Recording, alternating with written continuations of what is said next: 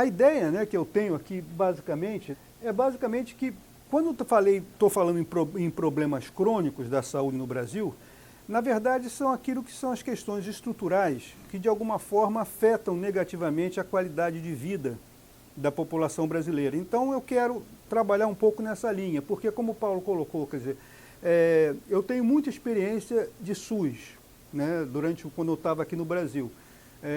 Em 1988, eu trabalhei na Fiocruz, de 82 até mais ou menos 92, uns 10 anos na Fiocruz. Não, nunca no INAMPS, desculpe, na Fiocruz.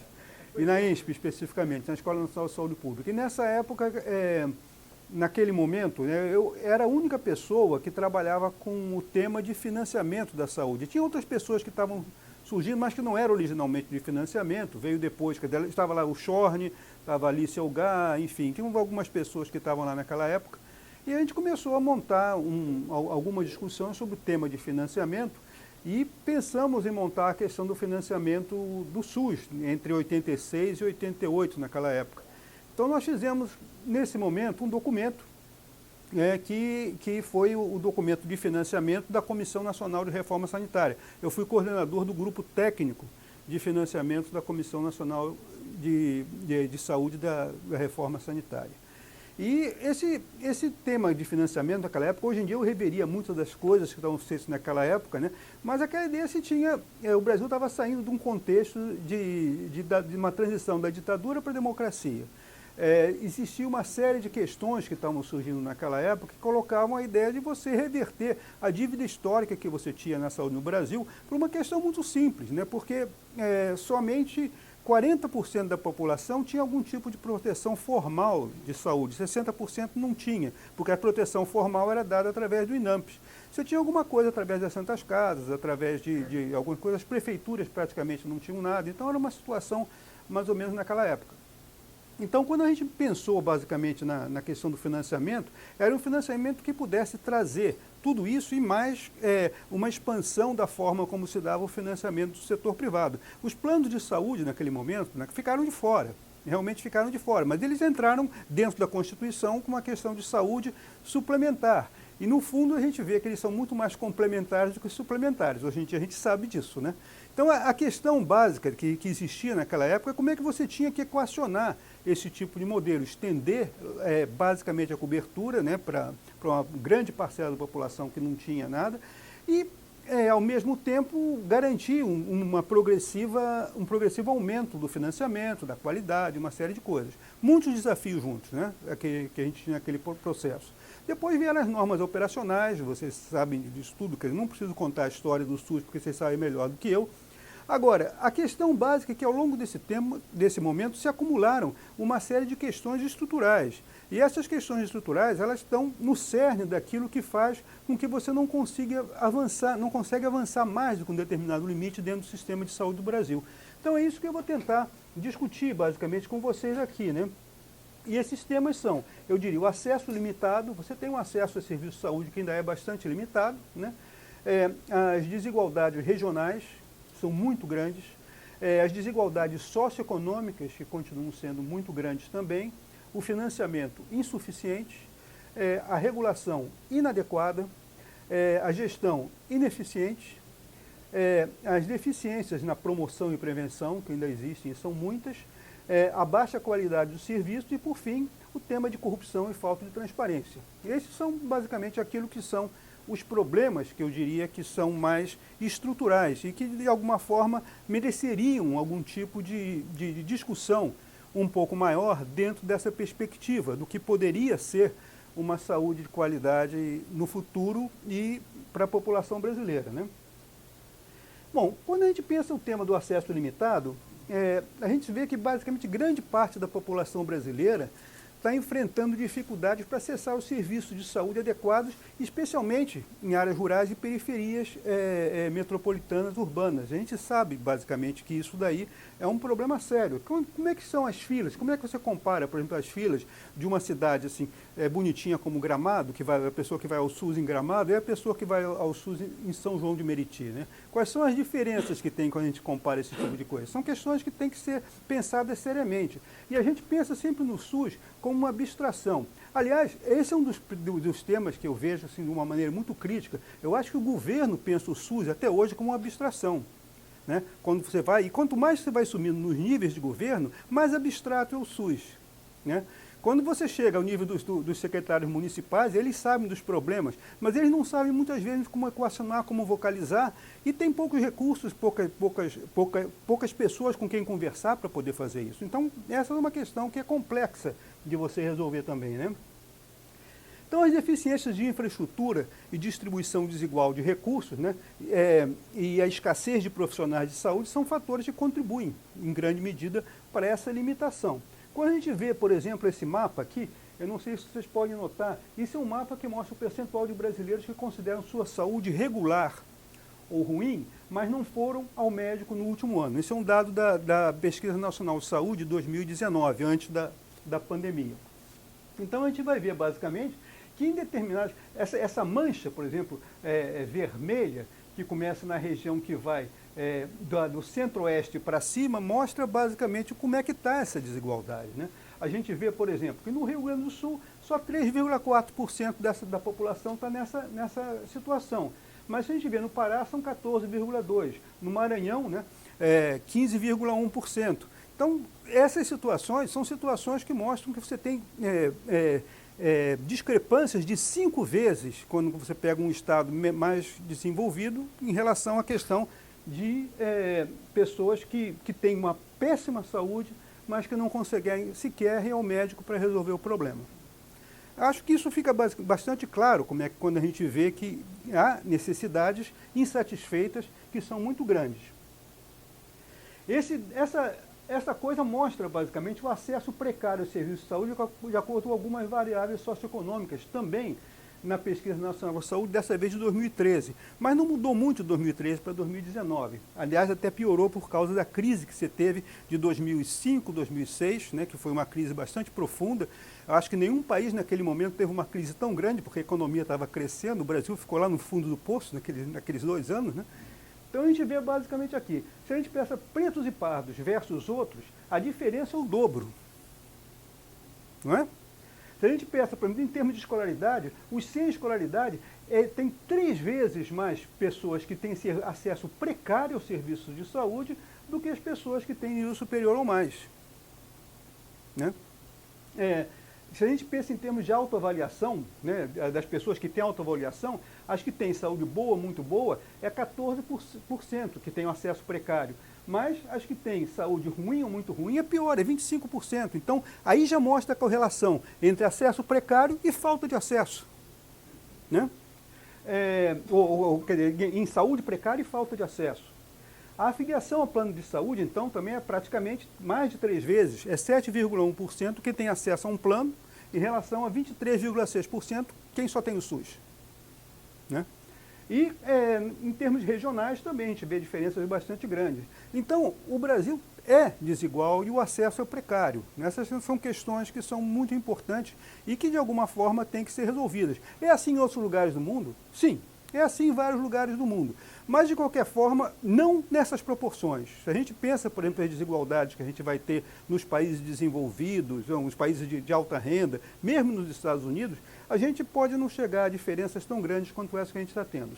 Se você chega a um prefeito de uma cidade de 5 mil habitantes, ou um secretário de saúde, que muitas vezes é o prefeito, porque essa cidade não tem um corpo muito grande, você vai perguntar para ele se ele sabe que direito a população daquele município tem, ele não sabe também. É pior a situação, ou seja, a gente não está sequer educando os governantes a respeito do tipo de questões que eles têm que dar como cidadania. Então, eu fico pensando, as instituições que existiam no passado, que hoje em dia atuam de uma maneira precária, como o Instituto Brasileiro de Administração Municipal, deveriam ter incorporado o SUS, né, o IBAN, né, não sei se ainda existe, deveriam ter incorporado o SUS e levado isso daí aos prefeitos mais pobres. Devia ter cursos de formação sobre isso. E essas questões não acontecem. Então, tudo isso daí mostra que essa questão das desigualdades é uma questão muito importante nesse processo. Então, daí a gente vai como a gente já tinha, tem desigualdades regionais, né? O Brasil apresenta grandes desigualdades regionais no acesso e qualidade dos serviços, né? E, basicamente, as regiões norte e nordeste, como a gente viu naquele gráfico, naquele mapa anterior, são as que enfrentam os maiores desafios em relação à infraestrutura, falta de médicos e recursos disponíveis. E aí a gente vê, basicamente, quando a gente compara o Brasil com relação a outros países, o Brasil ele tem mais ou menos a mesma quantidade de médicos, né, por 1.000 habitantes, do que tem praticamente os Estados Unidos, o Chile, né, o México, o Japão, né, do que tem, por exemplo, tem mais do que tem a China, tem mais do que tem a Coreia do Sul. Então, a gente não tem um problema, se a gente pensa do ponto de vista absoluto, em termos de quantidade de médicos. Agora a gente tem uma péssima distribuição desses médicos e uma forma, né, de organização das equipes e dos acessos que não permite ao médico exercer totalmente seu potencial. Essa é uma questão que é importante. Quando a gente pega, por exemplo, a diferença entre enfermeiras, os dados já vão ser totalmente diferentes. Muitos países ricos têm muito mais enfermeiras do que tem o Brasil, né? Se a gente pensa, por exemplo, outro que são laboratoristas, pessoas que trabalham basicamente em nutrição, pessoas que trabalham em saúde comunitária, você vai ter mais gente. Então essas são questões que têm que ser pensadas também desse ponto de vista. Não é só a questão do médico, porque a gente sempre tenta em concentrar no médico, e aí você vê esses programas tipo mais médicos, mais não sei o quê. E, na verdade, a questão não está por aí. Quer dizer, a questão está, na verdade, no tema de organização. A organização faz a diferença, não a quantidade. Então, essas são questões que a gente tem que pensar um pouco na forma como vai estruturar esse processo, né? Se a gente vê as diferenças regionais, tem diferenças regionais grandes, sim, né? A gente vê o Sudeste tem praticamente quase 3 vezes, né, mais médicos por habitante do que tem o Norte, né? Mas o Norte é uma região que tem também uma diversidade muito grande. Eu trabalhei uma época em projetos em Tabatinga, na Tríplice Fronteira, e era muito difícil levar médico para lá. Você tinha médico dos hospitais militares que iam para lá e eles iam de acordo com uma distribuição que era totalmente aleatória. Quer dizer, eu me lembro que a gente estava tentando, não, a gente aqui está precisando de uma pessoa que é especialista em trauma. Aí mandaram um cirurgião plástico, entendeu? Então, isso daí é o que acontece nessas regiões, porque a forma pela qual as questões são distribuídas não tem nada a ver com a racionalidade, tem a ver com as circunstâncias, com a forma endógena como o setor público funciona, que não tem nenhuma relação com o planejamento. Então, essas são coisas que a gente tem que pensar como é que pode se estruturar dentro desse processo, né? Bom, as outras são as desigualdades socioeconômicas, né? Pouco mais de 1/4 da população brasileira tem recurso para aceder aos planos do sistema de saúde suplementar, né?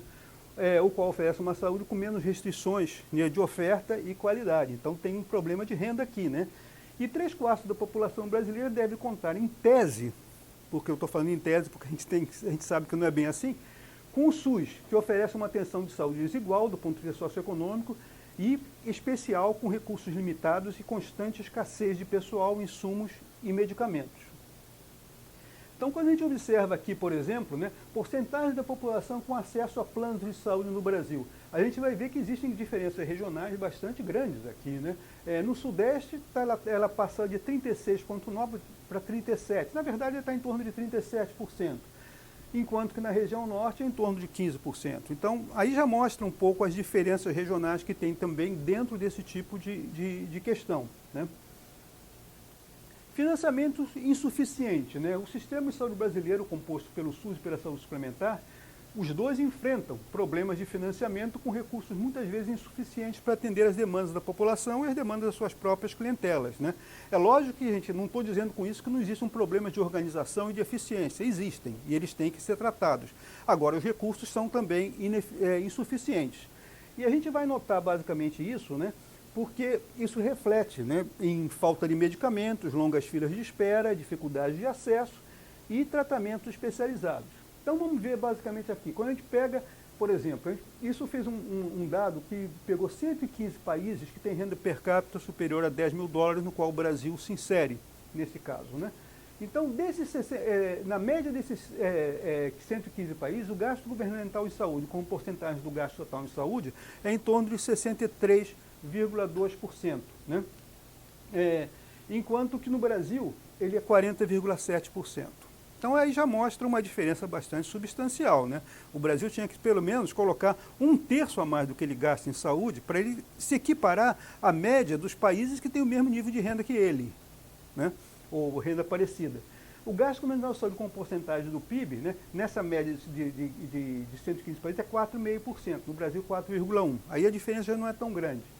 E o gasto governamental com saúde, como porcentagem do gasto público total, na média dos 115 países é em torno de 13%, no Brasil em torno de 10%. Então, todos os indicadores que você pode mapear, eles vão mostrar que existe uma insuficiência realmente de gasto público. Essa é uma questão que é importante, né? Mas não é só a questão da insuficiência de gasto público que tem que ser pensada, a gente vai ver isso depois, né? Se a gente observa, por exemplo, o que aconteceu nesses últimos anos, primeiro eu vou até 2020, depois tem um dado que vai até 2022, a gente vê basicamente que teve dois momentos, teve um momento de crise, né, na época do governo Dilma II, onde basicamente os gastos caíram, e fundamentalmente por causa da queda dos gastos federais, né? Você teve também queda nos gastos dos estados e dos municípios, mas todos eles tiveram uma flutuação. E depois isso recuperou um pouquinho no governo Temer e em 2020 aumentou, mas por causa da pandemia. Esse é um gasto basicamente que está inflado pela questão da pandemia.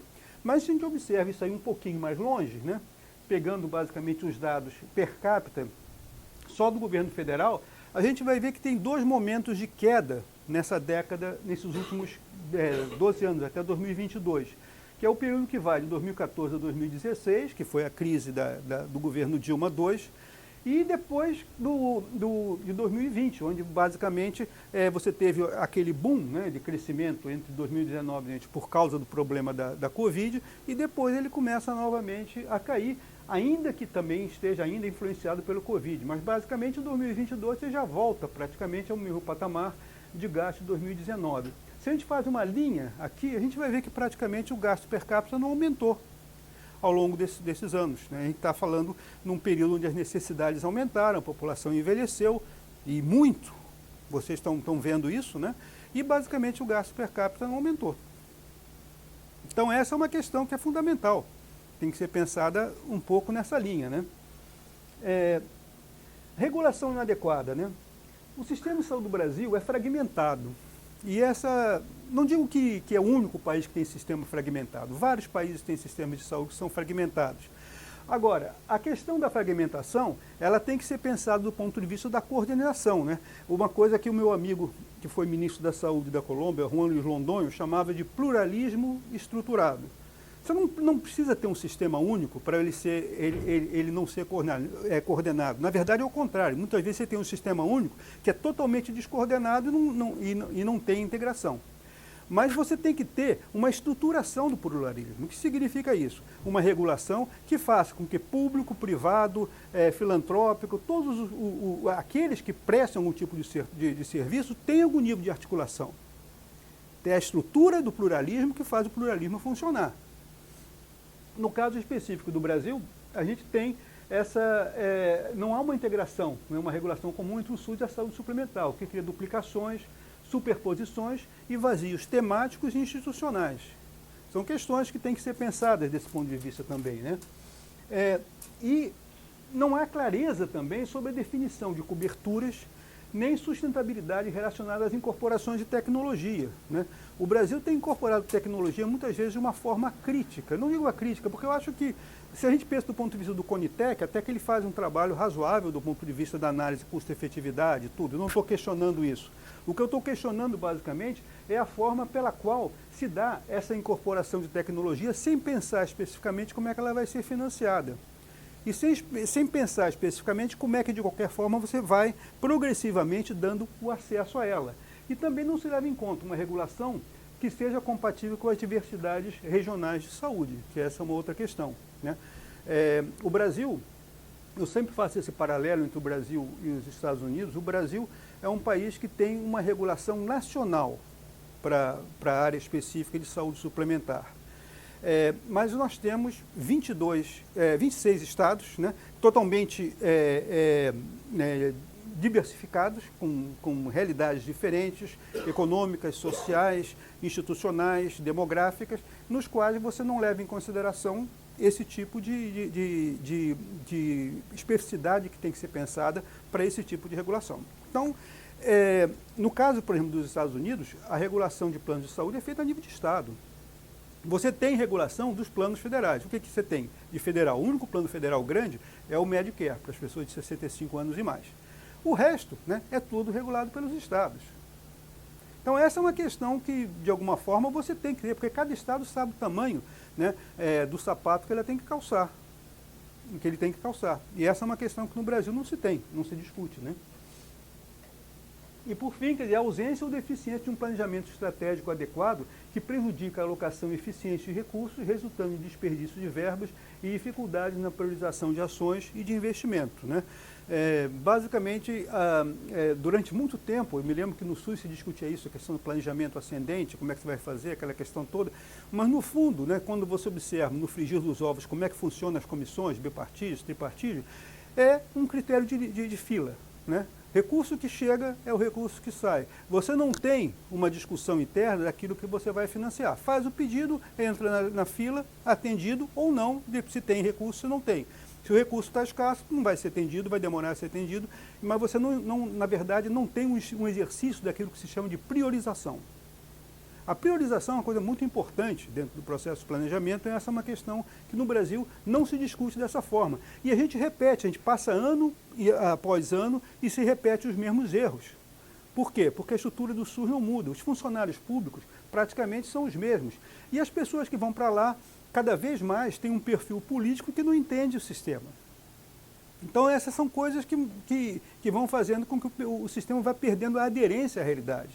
É um problema sério isso. Eu diria que o grande problema também que está associado a isso é a ideia de que não existe um conceito de rede que seja possível. Todo mundo fala em rede, né? Então você tem desde as redes, por exemplo, que são redes de cardiologia. Minas criou vários tipos de redes, mas são redes basicamente temáticas, né?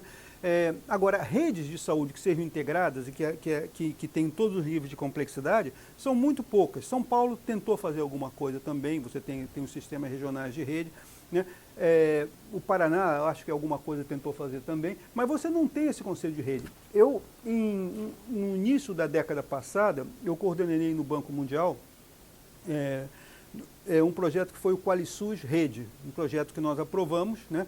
Era na época do Temporão ainda, Temporão foi com quem a gente negociou o projeto, o Temporão estava interessado em colocar, mas aí mudou o governo, né?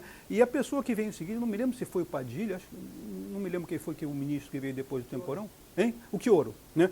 O Chioro, de alguma forma, tinha um outro tipo de visão e abandonou a ideia do QualiSUS Rede. A gente ia testar nesse projeto, basicamente, 10 modelos de rede de saúde, 10 modelos, um para a região amazônica, um para a região do Agreste com baixa densidade de população, outro para regiões metropolitanas com alta densidade de população, porque as redes têm que ser diferenciadas. E a gente fez alguma coisa, desenhos das redes. No fundo, o dinheiro foi para o Ministério da Saúde, era um projeto grande, 400 milhões de dólares, alguma coisa desse tipo. O dinheiro foi redistribuído entre os estados, mas em proporções mais ou menos similares, e a ideia de rede nunca foi implementada. Então, essas são questões específicas que a gente tem que pensar como é que você reverte esse tipo de processo e dá um pouco mais de densidade técnica às equipes que estão nesses locais para que eles entendam os problemas e consigam, de alguma forma, avançar dentro da perspectiva de implementar questões que venham efetivamente a melhorar a qualidade e resolver esses problemas. Mas a falta de rede, aí voltando um pouco à questão que você colocou aqui, a falta de rede é um dos grandes elementos que fazem com que a gente não tenha esse processo de planejamento de uma forma estruturada, né, também. Bom, gestão ineficiente, né? A gente pode dizer que a má gestão na área de saúde é um tema multifacetado, né? E que passa por deficiência de planejamento estratégico, a gente falou, nomeações políticas para cargos técnicos e ausência de meritocracia, recursos humanos desmotivados, despreparados e sem incentivo para serem eficientes, falta de logística nos processos de compra e distribuição de insumos, entre outros problemas. Então, essas questões são questões que fazem com que você não tenha uma gestão que efetivamente possa levar os recursos, né, a serem mais eficientes. Qual o resultado disso tudo? O resultado disso tudo, pelos estudos que o Banco Mundial começou a fazer desde 2013, é que você passa a ter uma perda enorme de recursos. Se o estudo as projeções que o Banco Mundial fez em 2013, mostravam que basicamente até 2030 iam se perder mais ou menos $1 trilhão pela ineficiência na aplicação dos recursos do SUS, se você utiliza determinados tipos de técnicas. E o resultado parece que não tem mudado muito, né? Você teve alguns avanços, depois a gente vai ver sobre isso, mas não foram avanços substanciais. A outra questão é a excessiva burocracia, né, do setor saúde em todos os níveis de governo, que dificulta a implementação rápida e eficiente de ações e programas, atrasando o atendimento e as necessidades da população. Então, só para a gente ter uma ideia, quer dizer, isso daí foi um pouco os resultados do estudo sobre eficiência técnica do Banco Mundial. Esse foi até um artigo que nós publicamos agora, o ano passado, 2022, na Revista Brasileira de Economia da Saúde, né? E que ele mostra basicamente essa questão, que os municípios são consistentemente mais eficientes na PS. Então você tem mais eficiência na PS do que na alta complexidade. E isso observa basicamente em todas as regiões. E nacionalmente, numa escala de eficiência que vai de 0 a 1, né, o score médio de eficiência da PS aumentou de 0,63 para 68 entre 2013 e 2017, aumentou um pouquinho. Mas o score médio de eficiência de MAC, né, aumentou de 0,29 para 0,34, continua sendo muito baixo, né? É um score de eficiência muito baixo. E daí tem a perda de recursos que está associado a isso daí. Principalmente na média e alta complexidade, você tem um problema sério que são os sistemas de pagamento, né? A forma pela qual se paga, né, o sistema de pagamento hoje em dia da alta e média complexidade é fee for service. Você está pagando basicamente por serviço, você está pagando por MAC, por AIH, alguma coisa desse tipo. Na verdade, você tem que pagar de uma outra forma, tem que pagar dentro de um determinado tipo de composição, que pode ser por pacote, né, ou pode ser um pacote associado ao resultado, alguma coisa desse tipo. Agora, não adianta só dizer, não, vamos pagar por pacote e a gente resolve todo o problema, não. Você tem que fazer custo, tem que custear. E pergunto a vocês, aonde que você tem dentro do setor público um sistema de custo do serviço de saúde? Aonde existe isso? Em lugar nenhum. Você tem um sistema de preço. Você paga as coisas de alguma forma, vai contabilizando, você paga. Mas você não tem um sistema de custo, né? E uma das coisas que seria fundamental seria você ter um sistema de custo, mas não um sistema de custo simples.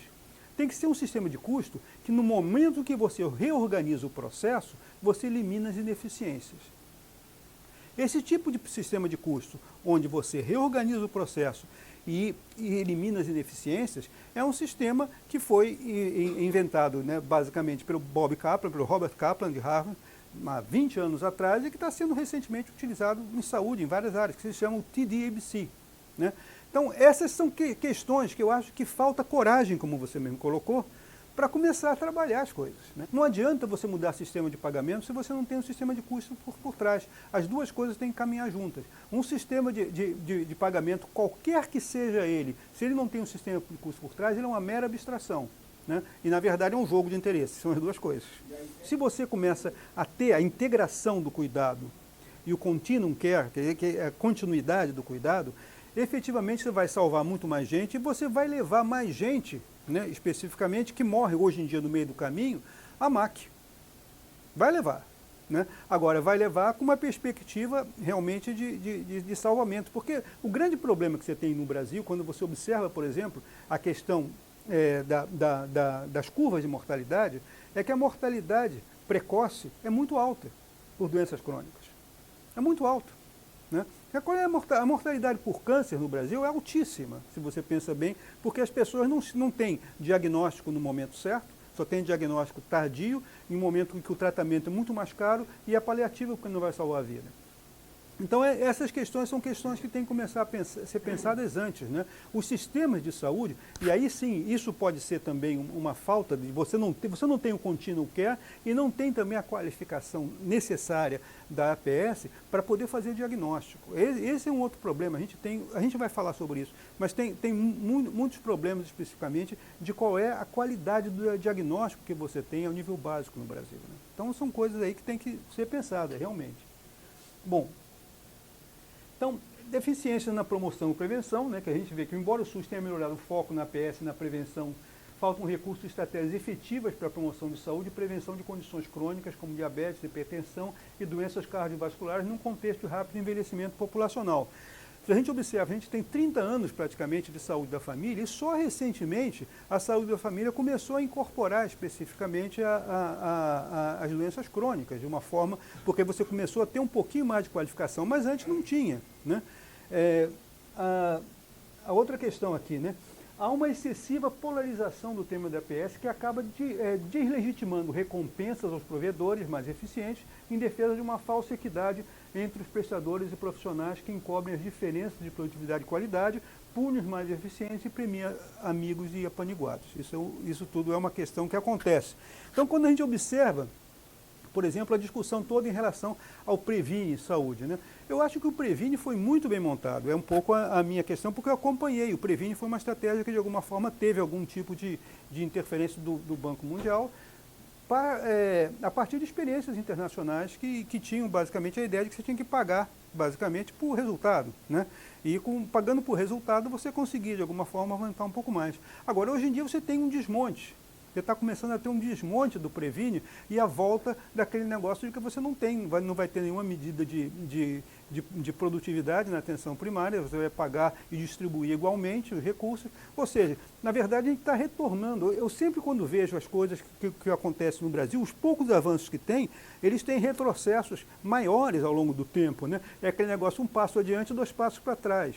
É justamente o contrário do que deveria ser. Então são coisas assim que a gente tem que pensar exatamente como é que as coisas têm que ser estruturadas, né? Se a gente teve determinado avanço, e a gente vai mostrar um pouco isso aqui, ó. Bom, isso daqui é um pouco a questão do que aconteceu com a cobertura da estratégia de saúde da família. Só pegando aquela curva lá de cima, a gente vai ver basicamente que ela está praticamente estagnada, né, entre 2014 e 2019. 2020 subiu um pouquinho mais, não sei nem porquê, talvez por causa da questão da cobertura da atenção básica tradicional, mas de qualquer forma ela ficou basicamente estagnada aqui. E aqui, quando a gente observa, do ponto de vista, trabalhando, por exemplo, com a questão dos indicadores do Previne, aí esse dado mostra para uma meta, as metas não foram atingidas, né, para essas questões todas. Mas, por exemplo, a proporção de gestantes com menos de 6 consultas pré-natais realizadas, sendo até a 20ª semana de gestação, em 2018 só 16% das gestantes tinham isso.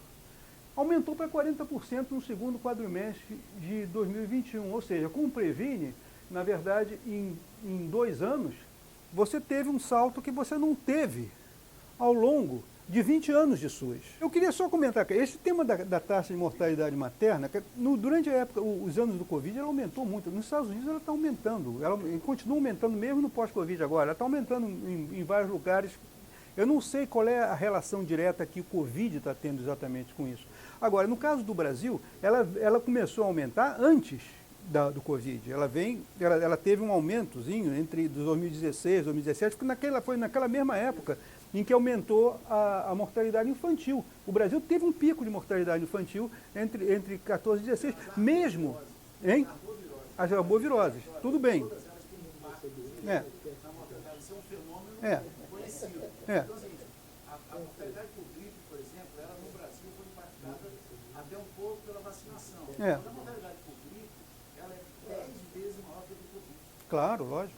A base populacional do Covid é maior. Mas a incidência... Mas ao mesmo tempo você tem que pensar que você teve esse problema e você teve ao mesmo tempo 14, 16, uma crise econômica que faltou alimento para a população. Naquele momento foi um ano de crise. Então, criança desnutrida e com arbovirose, obviamente que você vai aumentar a mortalidade.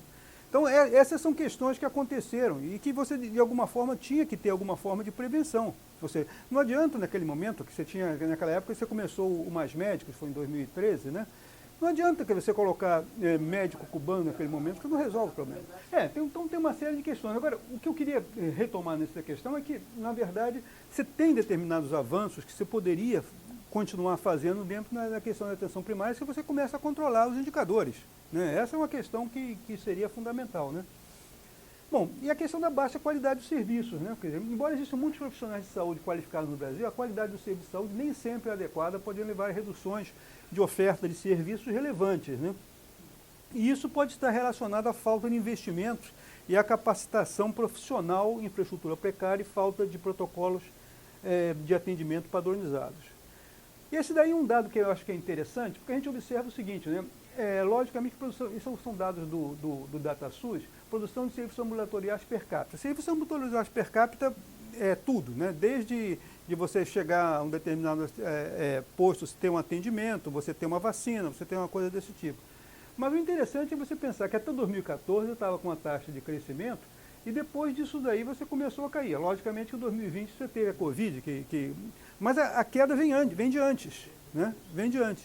Então, essa é uma questão que também mostra especificamente que as coisas não estavam, já antes do Covid, acontecendo de uma forma muito sistemática. A produção de serviços, né, se a gente pensa basicamente o pacote de serviços que você entrega em termos de um posto de saúde ou em termos de ambulatoriais, estava caindo também.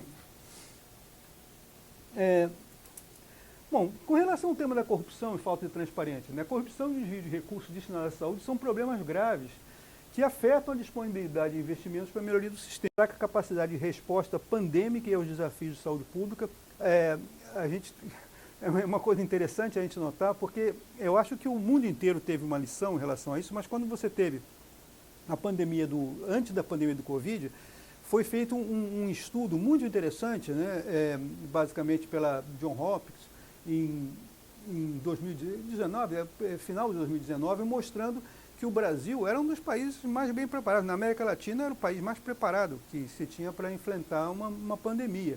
E a realidade mostrou totalmente o contrário. Depois você teve um estudo, um ano depois, que foi feito basicamente por algumas entidades internacionais com base na Austrália, que mostrou que o Brasil estava abaixo. É lógico que você teve toda a influência desses 4 anos de governo que foram caóticos, né, vamos dizer assim, do que a gente teve em várias perspectivas. Mas, de qualquer forma, o fato de a gente ter passado por essa pandemia não significa que a gente resolveu os problemas de preparação pandêmica. Nós estamos ainda muito aquém daquilo que se deveria pensar em termos de uma preparação pandêmica. Então, como é que vai ser o enfrentamento da próxima pandemia? Essa é uma questão que eu acho que a gente tem que pensar. E outra questão é a incorporação de novas tecnologias e medicamentos, que seria um outro tema desses temas estruturais aqui. Bom, então a crise da saúde suplementar, né, a primeira crise é que os reajustes dos planos de saúde são elevados para os indivíduos e empresas, mas insuficientes para as operadoras frente ao crescimento dos custos assistenciais. Então, esse é um dilema, né? Como é que a gente vai, de alguma forma, resolver esse dilema, né? E quais são as questões que estão por trás disso aí? Tem várias soluções, tem várias discussões, mas esse é um tema que eu acho que vocês têm muito mais condições de dar resposta do que eu, né, em grande medida, né? A outra questão, né, é aumento da sinistralidade, o aumento das despesas médicas devido ao avanço tecnológico, envelhecimento da população e fraude no sistema, tem levado a uma sinistralidade elevada, impactando a sustentabilidade financeira das operadoras. Aqui, queda na qualidade dos serviços oferecidos, com dificuldades na marcação de consultas, longas filas de espera para procedimentos e falta de cobertura para certos tratamentos, levando à judicialização da saúde suplementar, que é um tema que vocês já colocaram aqui também. Dificuldade de integração e colaboração com o sistema público de saúde, resultando em uma fragmentação do cuidado e redundância de recursos, né? A outra questão, regulação antiquada, centralizada e pouco efetiva. E, para entender esse desafio, é necessário um esforço conjunto entre órgãos reguladores, operadores de planos de saúde, profissionais de saúde e sociedade em geral.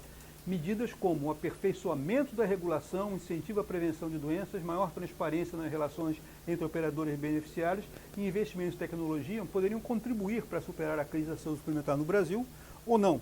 Mas, de qualquer forma, essas são questões que eu acho que a gente teria que discutir um pouco mais e vocês estão em melhores condições do que eu para dizer, porque eles estão vivendo esse problema nesse momento, né? Envelhecimento populacional. Essa é uma questão bastante interessante, porque o censo demográfico brasileiro, né, de 92, mostrou uma população de 203 milhões de pessoas, que é uma população, em certo sentido, em 12 a 13 milhões de pessoas menor do que aquela que os demógrafos colocavam. Qual é o reflexo disso daí? O reflexo disso daí é uma população de idosos muito maior. Então a questão do envelhecimento é muito mais grave do que a gente estava pensando, o que significa que a gente vai ter um avalanche muito maior em termos de problemas de gastos com doenças crônicas, né, e de urgências com doenças crônicas que a gente estava pensando antes. Então tem que começar a se refletir sobre isso, né? O envelhecimento da população brasileira impõe novos desafios ao sistema, um aumento da demanda de serviços voltados para doenças crônicas e cuidados de longo prazo, né? E isso requer estratégias de cuidados integrados e políticas de envelhecimento saudável, que é uma outra coisa que você também não tem no Brasil. Embora você tenha muitas prefeituras colocando aquele negócio de centros esportivos para pessoas adultas, você não tem uma coisa sistemática que possa, de alguma forma, fazer com que isso chegue a toda a realidade brasileira, né? Requisitos de inteligência artificial, né? A incorporação de inteligência artificial no sistema de saúde brasileiro ainda apresenta desafios, né? Mas também oferece algumas oportunidades. Então a gente tem que pensar que, basicamente, os principais desafios que tem na área de inteligência artificial. Primeiro, limitada a infraestrutura tecnológica do sistema de saúde do Brasil. A gente não tem ainda tecnologia suficiente, né? Equipamentos, máquinas para poder colocar. Precária coleta, padronização e compartilhamento de dados devido à ausência de prontuários eletrônicos, né? No SUS você não tem até hoje um prontuário eletrônico de saúde, é uma coisa assim que eu não consigo. Você tem alguns hospitais isolados, mas você não tem um prontuário comum. Eu me lembro que na época que a gente estava tentando fazer o projeto do QualiSUS, né? E o QualiSUS Rede, né, que é das redes de saúde, isso foi há muito tempo atrás, né, mais de 10 anos, a gente já estava pensando em utilizar o hospital, o HCPA, o Hospital de Porto Alegre, que tinha um sistema de saúde inteligente, para generalizar aquilo para o SUS. Não foi feito da forma como deveria ser feito e não se criou o prontuário eletrônico. Ou seja, na verdade, você não tem ainda um prontuário eletrônico que seja integrado em todas as frentes, né?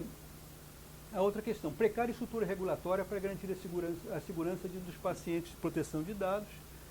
Escassez de profissionais de saúde capacitados e treinados para usar e interpretar informações fornecidas pelos sistemas de inteligência artificial. Quer dizer, você não tem aquilo que a gente chama dos profissionais em analytics, né? As pessoas que vão, de alguma forma, fazer com que os dados possam, de alguma forma, ser utilizados de uma forma inteligente dentro do sistema de saúde.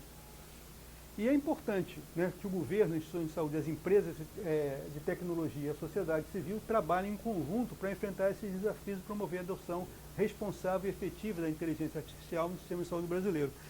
Essa é uma questão que, normalmente, a capacidade do governo de conversar com a sociedade sobre esses temas é muito baixa, né? A gente tem que tentar, de alguma forma, fazer com que, muitas vezes, o esforço venha da sociedade civil para o governo, não ao contrário. É a forma como eu vejo que essa questão poderia ser feita, né? A fraca capacidade diagnóstica da rede de saúde, né? Então, aqui tem esses pontos aqui, né? Infraestrutura inadequada para a realização de testes, né? Tanto que, especificamente testes para doenças crônicas, a gente não tem. A parte, por exemplo, específica de diagnóstico de câncer, eu acho que é muito precária, né? A gente vê, por exemplo, eu fui uma vez no hospital de câncer de Barretos e eu achei interessante porque eles têm aqueles caminhões que eles vão no Brasil inteiro, vão fazendo aquele levantamento. Por que isso daí não é feito em outras áreas? Por que não se copia esses modelos que são, de alguma forma, bem estruturados para se tentar reduzir especificamente a identificação tardia de câncer no Brasil, né? Acesso limitado ao serviço diagnóstico, então, falta de profissionais qualificados para a realização de diagnósticos, demora excessiva na entrega dos resultados e falta de integração e compartilhamento das informações, porque se você não tem também um sistema integrado, essas questões não acontecem.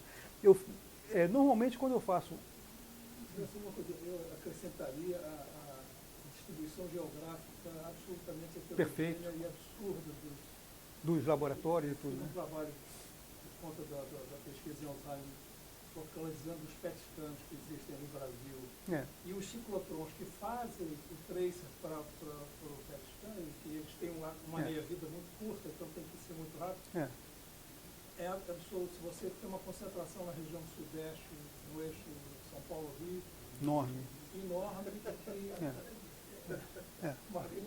que não tem nada a ver com a demanda, porque se você há uma demanda. É. Nós fizemos um estudo das tentativas de comprometimento cognitivo leve pelos estados. Você vai encontrar 12, 13% na região norte e 8, 7% em São Paulo. Então, não faz o menor sentido se você pensar do seu ponto de vista. Claro. E aí, aproveitando só para dar mais um pitaco que você falou em relação da sociedade, que eu, nesses anos todos eu sempre o usuário, o beneficiário, é um polo passivo da ação de saúde. Quer dizer, ele jamais, ele é um polo passivo em todos os sentidos. Você pode dizer, não, nos planos empresariais ele discute, o sindicato discute com a RH, tá bom. Mas vamos admitir que sim. Mas ele, como participar, não existe, nunca houve uma comissão, como ter um conselho, sei lá, qualquer coisa que incluísse o usuário como uma parte efetivamente ativa. Então, o nível de propagação do usuário em relação a si próprio e a sua comunidade das ações de saúde fica muito empobrecido, porque ele é um ponto passivo, ele recebe um boleto e... Totalmente, claro, concordo. Não é ativado, né? Não é ativado, não é convocado a participar, pior, ele não é visto como um polo ativo. Isso é pior, ele não é visto como um polo ativo. Ele vai ser colocado como polo ativo se tiver uma crise enorme, se você tem um dia de novo e alguém, um consultor dizer, olha, você só vai resolver isso se botar esse cara dentro do negócio. Então vamos botar ele dentro do negócio. Mas botar ele dentro do negócio como um princípio, não. É difícil entender, E ele tem muito pouca informação também, o usuário. Essa é outra questão também. O usuário não recebe a informação necessária sequer para saber que tipo de exame ele necessita, como ele vai interpretar os exames que ele recebe, essa questão toda. E a questão do diagnóstico, da entrega. Eu quando faço, agora mesmo, antes de vir para cá, eu fiz exames, né, nos Estados Unidos. Você faz o exame de manhã, você recebe ele no teu laptop à tarde. Está lá. Nossa. Meu pai fez outro dia um negócio do exame, ele demora mais ou menos 20 dias para entregar. Quer dizer, esse tipo de coisa não pode ser assim. A tecnologia já permite que você tenha, de alguma forma, esses exames online. Isso eu concordo. É que não pode ficar sempre um polo como se fosse um pré-contencioso. Não, claro. De alguma forma, mas está dentro. Não, é verdade. Informa, claro. Informa, claro, tem que informar. Porque vai ao mesmo tempo, vai para o médico e vai para a pessoa também, tem que ir de qualquer forma circular. E a questão de ter o teu registro, né, médico com toda a sua informação. Eu, em qualquer momento que eu queira, eu posso entrar no meu registro de saúde e eu vejo toda a minha história clínica, está tudo lá. Né? Quem é que tem acesso a isso no Brasil? Não tem. Você não tem esse tipo de coisa. Você tem que juntar um monte de papel, aí você perde o papel ao longo do tempo. Não dá. Essas são coisas que basicamente tem que estar disponíveis. Eu acho que a questão específica aí é como é que você pode ter, na verdade, uma agência, uma coordenação integrada desse processo. Porque o grande problema é que você tem Ministério da Saúde, você tem ANS, você tem uma fragmentação, até mesmo na forma como você comunica com a sociedade desse processo todo, né? Essa fragmentação não pode existir. Ou seja, a forma como eu vejo dessa questão de integração entre o público e o privado, que basicamente eu acho que isso que o Paulo, de alguma forma, está tentando reforçar com o esforço todo que ele está fazendo aqui através do Inlages e tudo, é justamente essa questão. Você não pode mais ter esses mecanismos fragmentados porque eles são prejudiciais à sociedade. Eles duplicam o que não deve duplicar e, na verdade, deixam de cumprir a função de integração que eles tinham que cumprir também. Então, as duas coisas estão acontecendo. E a informação para a sociedade é uma parte fundamental desse processo, sem dúvida, né? Bom, então a fragmentação do cuidado assistencial, né? O sistema de saúde ele é segmentado, a gente já sabe disso daí, né, de saúde das empresas, mas falta integração também entre os níveis de atenção, que essa é a questão que a gente fala há muito tempo. Não, a gente tem que fazer isso através, basicamente, das linhas de cuidado integradas, tem que fazer isso daí através dos centros de regulação. Né? Você tinha aquele negócio, teve uma época que estava na moda discutir centrais de regulação que faziam esse tipo de integração. Na verdade, são muito poucos. Você tem um modelo do Paraná que funcionou muito bem, você tem alguns lugares que funcionou bem, mas tem vários lugares que não funcionam. Né? E que, basicamente, esse processo, se você vai pensar, então, a nível nacional, não tem nem condições de fazer. Né? ausência de prontuários eletrônicos unificados, né? Barreiras geográficas e socioeconômicas que também são grandes, até mesmo pela questão da educação, né? Quer dizer, se você tem um gap educacional tão grande entre a população brasileira, você não pode pensar que essa população vai entender especificamente suas necessidades de saúde se você não tem um processo permanente de educação em relação a essa questão na linguagem deles. Que esse é outro problema, tem um problema de linguagem também. Você tem que chegar com a linguagem deles, né? E a falta de cuidado centrado no paciente, que é outra questão que é fundamental. Eu acho que o sistema de saúde do Brasil continua fazendo com que o cuidado seja centrado nas necessidades do sistema e nas necessidades dos médicos, mas não centrado no paciente. Quer dizer, aquela questão do triângulo do Porter, né, que você tem que ter saúde populacional, centralidade do paciente e custo-efetividade, aquilo está longe de você pensar dentro desse processo todo, né? Bom, fraca capacidade de resposta pandêmica, a gente já tinha falado um pouco sobre isso, né? Epidemias como a pandemia do Covid colocam uma pressão adicional no sistema de saúde que o país não se encontra preparado para enfrentar uma outra pandemia. Os desafios significativos ameaçam a resposta à pandemia, incluindo falta de recursos, capacidade hospitalar insuficiente, dificuldades na coordenação de ações entre diferentes níveis de governo, né? E a incorporação de novas tecnologias e medicamentos. Então, a gente tem que ver a avaliação de eficácia e segurança, né? É um dos temas. A gente tem, por exemplo, uma falta de unificação entre a Conitec e a saúde suplementar e as questões que estão relacionadas. Esse é um tema que tem que ser pensado. Você pensa numa regulação, ela tem que ser única para todos, né? Não ter esse tipo de fragmentação. Custo e acessibilidade das tecnologias e medicamentos. É outro tema que não é discutido. Integração de novas tecnologias aos protocolos e registros médicos eletrônicos de pacientes, porque não há registros médicos eletrônicos, né?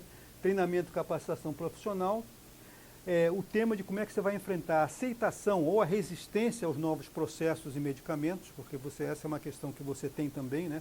Não existe muita dificuldade dos médicos aceitarem a questão de protocolos. Eu vejo isso pelo esforço que eu estava acompanhando da ANAP, de tentar implantar os protocolos da ISHON, né?